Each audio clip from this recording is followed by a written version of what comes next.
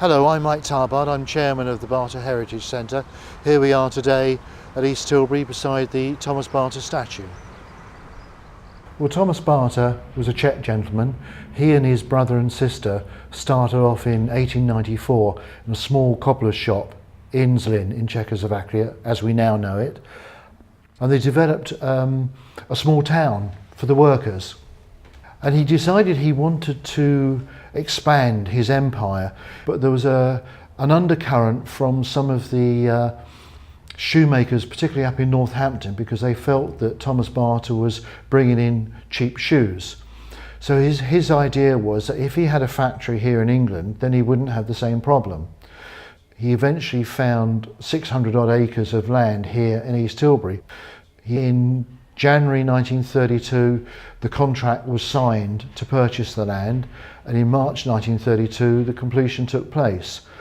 Unfortunately, Thomas Bata was killed in an air crash in July 1932 when he was on his way from Zlín to Milan in Switzerland to open a new factory. It started off with one small building, factory building, where they did everything, made the shoes, boxed the shoes, did everything to do with it. And he decided to use his vision from Zlín and build up some houses for his workers. So the first set of houses were built in 1934 in Bata Avenue.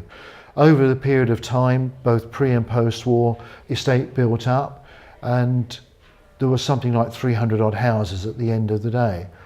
He was very keen to develop after-work activities, so some of the first things he built here, apart from houses, were tennis courts, an open-air swimming pool. The cinema opened in 1935-36 time.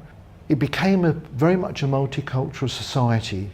In the early days, Thomas Bata sent Czech people here to manage the building, to manage the people, to show them how to make shoes. And at the same time, he identified some English people and sent them out to Zlín in Czechoslovakia. Those people came back and became the first English managers here at British Bata.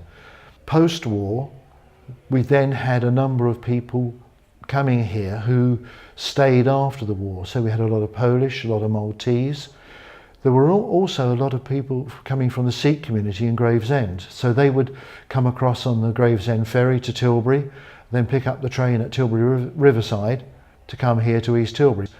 One of the problems that Bata here faced was the cheap importation of shoes in the early 1970s.